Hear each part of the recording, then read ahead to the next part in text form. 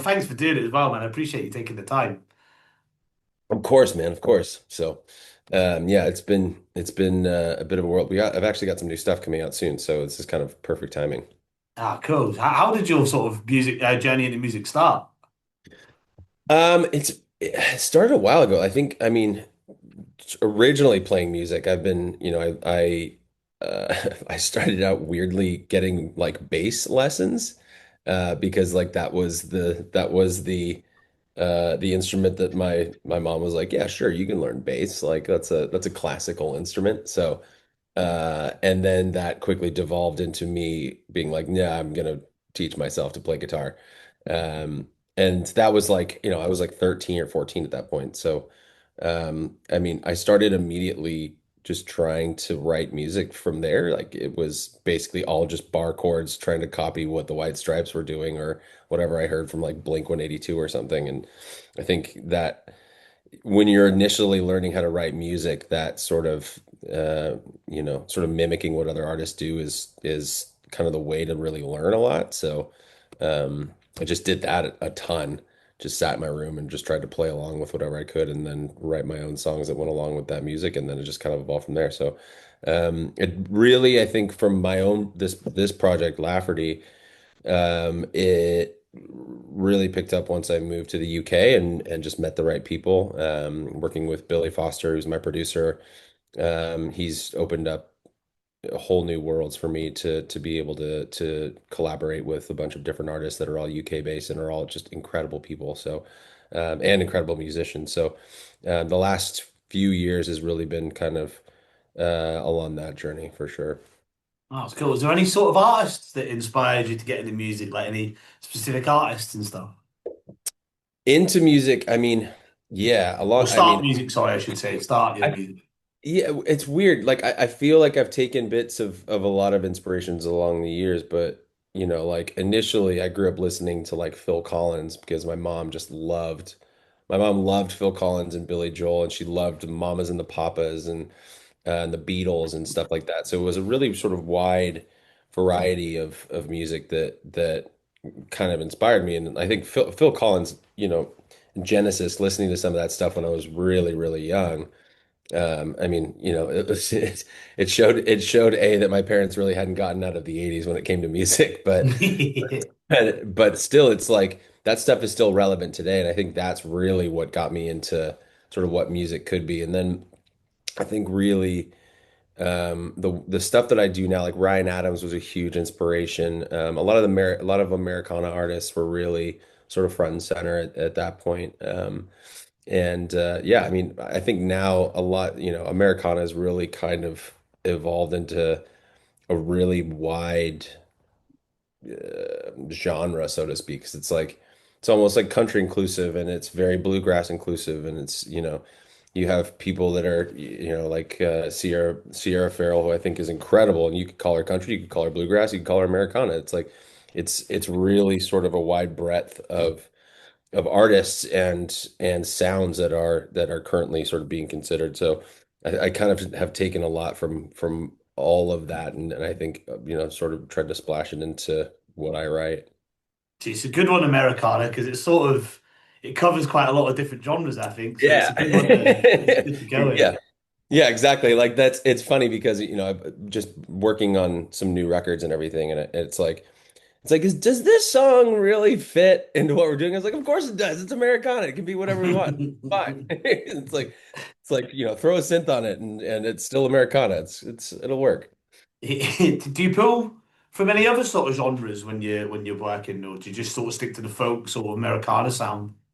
I mean, yeah, I think by proxy, just listening, I listen to everything.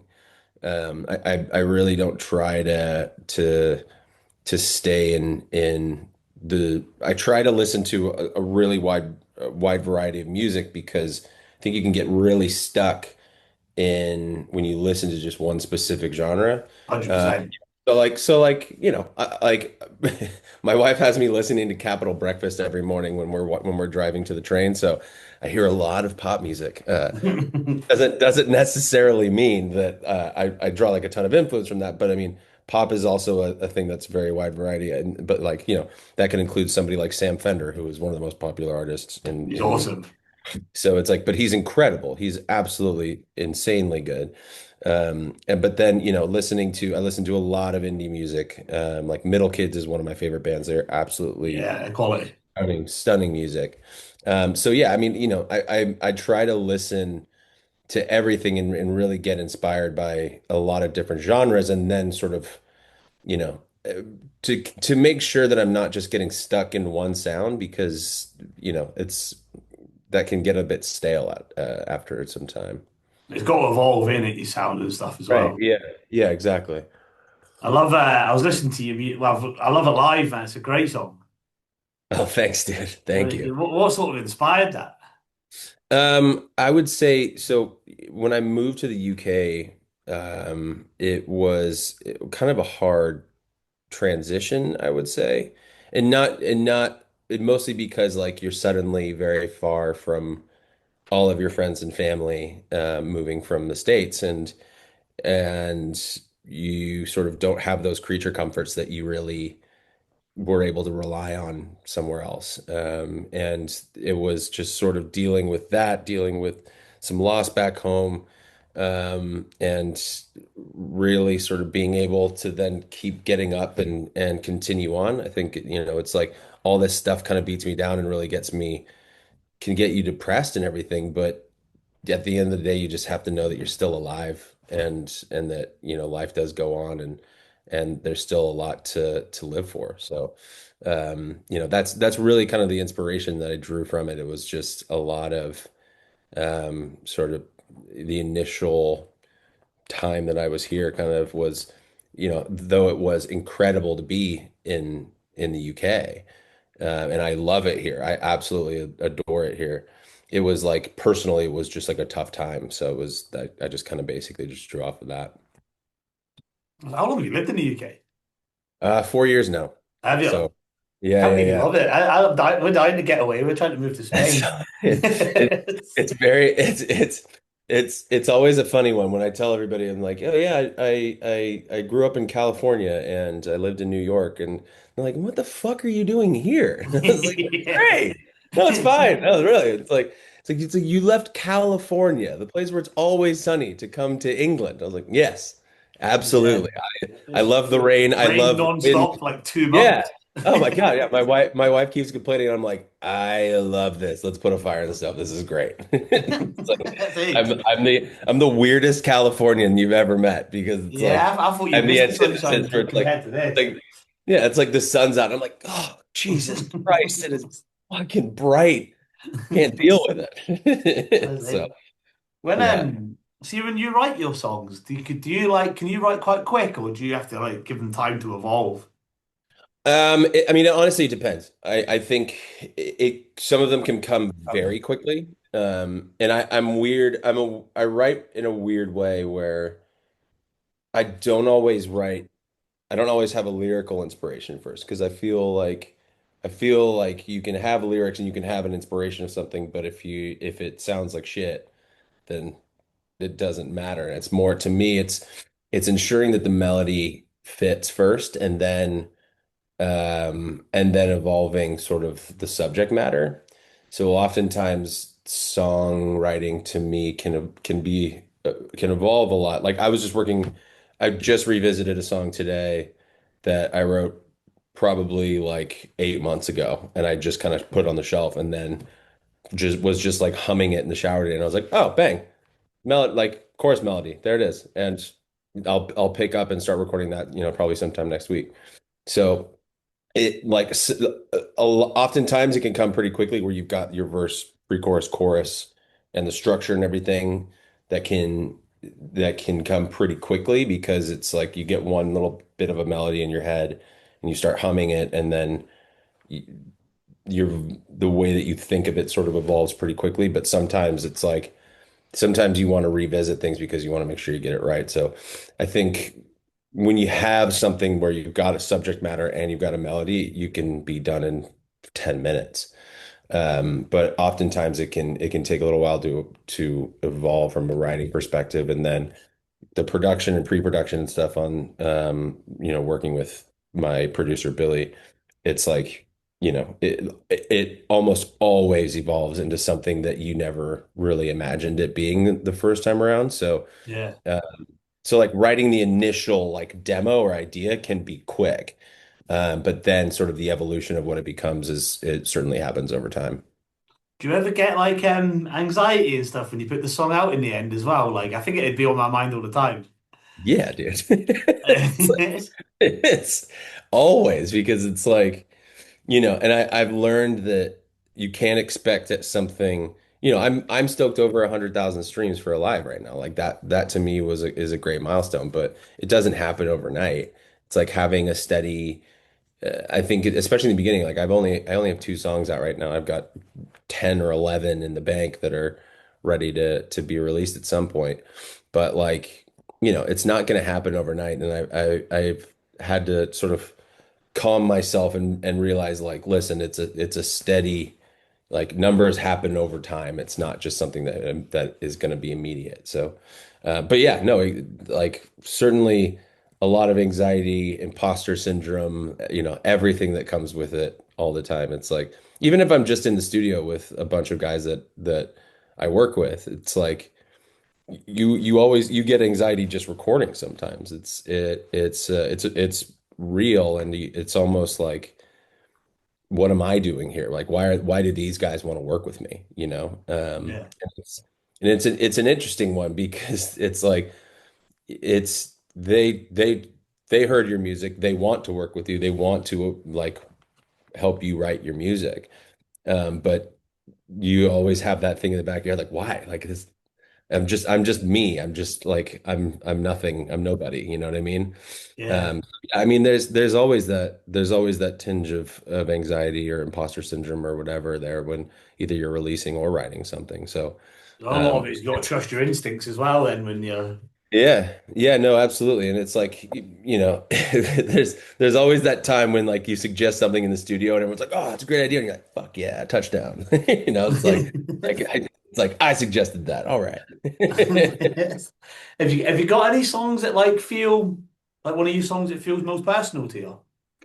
Yeah. I have a song that I'm in the middle of recording now that is very, very personal. So when I was born, my grandpa had passed away, I think 2 or 3 years before I was born.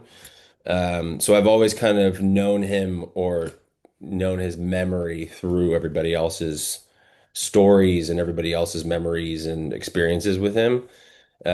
So it's basically sort of a letter to him, just being like, I wish, like I've heard all these things about you. It's like I really wish I'd been able to meet you, kind of thing. So, Yeah.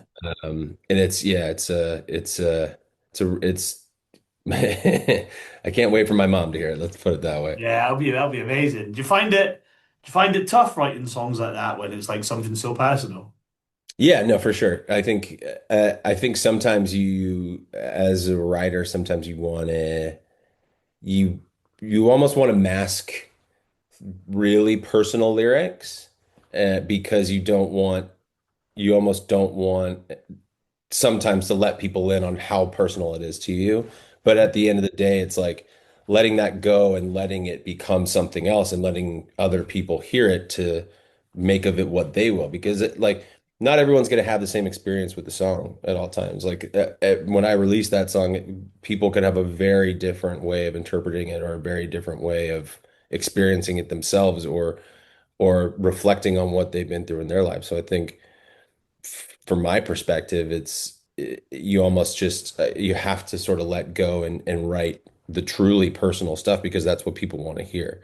And that's how people relate to you, you know. It's like if you just write lyrics that are personal to you but sort of impersonal to everybody else, then there doesn't really give you a chance to connect with the people that are listening to your music as much as you would if you just sort of let go of that insecurity and just allowed people sort of in. Yeah, especially with your sort of genre as well. It's got to feel real to somebody's listening, doesn't it? Like, Yeah. Pop music can get away with it, but Right, right. Yeah, exactly. Pop music you can get away with it. I think with Americana and folk and country and stuff, it's like people go to that genre a lot to emote. And it's like, dude, I was on vacation. I was on just like a quick weekend holiday. My wife and I, we were in Norway, and like this, it was kind of like a country bar ish, and they played Whiskey Lullaby like probably 10 times when we were there over the course. And I was just like, God, this song is yeah, so it's like, and it's like, it's such a throwback because I hadn't heard it in a few years. And it's like, Jesus, it's like, no matter, it's like, it doesn't matter who you are or what kind of music you listen to, you can listen to that song and just be like, damn, and just be like, I gotta, it's dusty in yeah, here. it's quite a dark song, ain't it? Really. Yeah. Yeah, I've got that one on my playlist, but I don't know how, but I ended up sneaking onto my running playlist. I must have put it by accident. So I was out on my run, and then that's come on. I was like, fucking hell, I don't need to do that right now. Yeah, that'll slow you down running real quick. Yeah, it's not Sure. not a song that takes you pumped for a 5K run. Right, exactly. That's the cool down part of your Yeah, run. yeah. What's the most challenging thing you're finding about being an independent artist? Shit, I mean, everything really. I mean, it's the motivation to keep going is always there. I think that's like, that though I don't think that that's like too tough to get over because it's what you love to do. It's like what else you're not I mean, I'm never going to just stop making music, so it's just Yeah, keep. I think the toughest part is just getting ears to listen to the music, getting people that connect with it, and then connect with it enough to keep coming back. And then to grow from there. It's like growing a fan base is really difficult. I think a lot of things in the modern world have made it certainly a bit easier, but then again, it's like, you know, there's a lot of competition out there, and competition. It's not competition per se, but there's it's tough though, isn't competition. it? Because there's so much out Yeah, there it's now. like it's competition for people for the minutes of everybody's day that they have to listen to music, basically. You know what I mean? It's like you have to connect with somebody enough for them to continue to come back and listen, and to sacrifice listening to something else to listen to you. So it's that to me is a difficult thing, but I think it really makes you sort of step your game up when it comes to writing because it's ensuring that it's something worth people's time.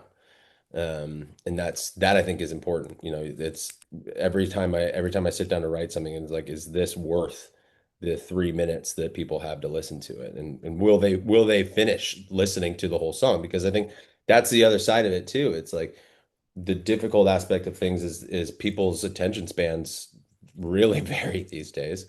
Yeah, Um, so like keeping somebody like I would love to write, 5, 6 minute ballads where you've just got a ripping guitar solo in the middle. And it's like when you get to a certain stratosphere or whatever, you can definitely do that and find creative ways to keep people still engaged after 5.5 minutes. But if people don't know who you are, you sort of have to stick to keeping people engaged within that first minute of yeah. a song and keeping their attention. So that's definitely a difficult piece to it because there's this really great book. Oh God, what's it called? I think it's called Inside the Hit Factory. Let me just look it up really quick. Um, it's about this guy, Denise Pop. Yeah, it's called Song Machine, Inside the Hit Factory. And it's about this he was this really famous producer, Denise Pop, and he basically like discovered Ace of Base and produced all their music and became huge. And then he was ultimately he was Max Martin's mentor, and like Max Martin obviously went on to be Max Martin. He's the Yeah, biggest songwriter and producer in the world. But that book talks about sort of people's attention and the time frames and everything that you have to hit within songwriting to really grab people's attention and keep them listening. And I found it so fascinating. where you were basically taking sort of a mathematical sort of view on songwriting, where, typically it's two different parts of the brain dealing with math and dealing with creativity. And these guys were sort of thinking about it all in one encompassing way. So that, that I think is a massive part of it. We're sort of looking at structurally songwriting to keep people's attention has become a huge part of what you need to do these days. So yeah, I think it's mostly that. It's capturing people's attention and keeping them coming back is a huge aspect of what is ultimately difficult, but you have to sort of think about in every single step Yeah. of And it what adds you. pressure, doesn't it, to you to keep having to pump stuff out. And it's like, it doesn't, sometimes I don't think it feels organic when you've got to do it like that. Yeah. Well, it's interesting too because it's everything from a release schedule. It's like, albums still exist, but it's like if you don't have a fan base and you release an album, it's like, is it, if a tree falls in the woods and nobody hears it, did it really happen? It's like, to me, we're in such a culture now of single releases and building up listening and building up a fan base through releasing singles in a more um, frequent manner, that ultimately you end up releasing an album's worth of work before, like, in Yeah. over the course of, like, instead of releasing an album, you're kind of releasing an album. You're just doing it over the course of like 10 months at one single at a time rather than just dumping everything at one time. So you It's the keep biggest thing you I hate keep about streaming. It's killed the right, album. right. I love Yeah, albums. but then again, it goes right back to it goes right back to keeping people's attention. And it's like, if you're having a moment, release more. Like, Yeah. keep it out and like put out another single. And it's like, remember back when I was a kid, it's like, you would hear a single come out after somebody released an album. You're like, what are they doing? Like, they just released an album. That should be like 2 more years before they release music. And now it's like Yeah. But then they it's released a special months edition ago. album that's got one more song on it, and Right. it'll Yeah, make yeah, yeah. Yeah, yeah. exactly. Exactly. That's good. I've seen that your songs are sort of doing all right on Spotify, then does that sort of like start playing on your mind once it starts getting the big streams and stuff, or you Yeah, try and yeah. ignore it? Yeah, it's like watching the stock market, you know what I mean? It's like, you're just like, you go back in your Spotify for Artists app, like, Yeah. just being like, yeah, how's it doing now? Like, and it doesn't update. Like, after a certain point, you don't get the live updates anymore. So Yeah, it's, that's what like YouTube. So that's what I'm getting with yeah, this. So it was doing all right on Instagram first, then it's sort of now it's doing all right on YouTube. So they're getting yeah, like yeah. into the 10,000 sort of views and whatnot. But Sick, it man. doesn't update. So you go on it one day, and then I find myself Right. checking it more than I want to. Yeah, Like no, it annoys absolutely. me a bit sometimes. Yeah, no, it's like, yeah, no, absolutely. Because it's like, it is that gratification and sort of, almost like immediate feedback on what what you're releasing. And it's every like that's what everybody does this for. It's like, you can, if it was just about writing music for yourself, you would there would be really no point in releasing it. I think everybody has that want and desire to have that feedback from people, and the gratification of people liking it potentially, because it's once you release it on the world, it's no longer just yours. So, yeah, you want that feedback of people actually listening and uh, enjoying it. Hopefully enjoying it. Yeah, So, that's good. Is there any sort of dream collaborations you'd want to do if you get to that next stage in the future? oh man, yeah, I there's like, uh, definitely. I think Steven Wilson Jr. is incredible. Um, he's a really great U.S. kind of Americana country, like old school country artist. I think he's really, really great. He's such an unbelievable songwriter. If you haven't heard his song, I think it's called Father Son. It is mind blowing. Yeah, I'll check it out. And then he's got another song called, I think, A Song. It's just called A Song, and it's all about everything that a song is to somebody else. And it's like, it'll blow your mind the way he writes. And then Sierra Farrell is just Yeah, she's cool. she's incredible, man. Like I would there's uh I would drop just about anything to collaborate with her. So um but yeah, I think those two would be great. Obviously, like there's like there's a lot of people out there that Yeah. I would love to collaborate, but those, those would be people that would be amazing. Oh, the stage, man. What's next for you then? Uh, I mean, a lot of releases. So, I've got a new single that's coming out at the end of February. So we'll be announcing that here pretty quickly. And then an EP after that, which will have a couple new songs on it as well. And then um, hopefully some live shows later on in the year, doing that. And then it's just going to be sort of a steady release cycle throughout this year. So really, I like this is definitely the year as well where I would love to start, like you said, like you were just mentioning, collaborating and sort of getting outside of just working on, my stuff, but also working with other artists and everything. I think that's kind of the next step where that I Your really genre's got you've got the good genre for at the minute as well, because yeah country and that's all sort of got a bit of a boom period here, ain't it? And yeah, yeah folk's always sort of been good anyway. But like, yeah, it's a good time to be an Americana artist, I think. right right yeah, exactly. It's, So so but yeah, yeah, that. Oh, sorry, go def- on. no, it's definitely hopeful to kind of to get some new collaborations going, maybe some live stuff as well from a collaboration perspective, and would love to get on some festivals and everything this year. So just working through all that right now, and we'll see. But there will definitely be a lot of new singles coming out this year for sure.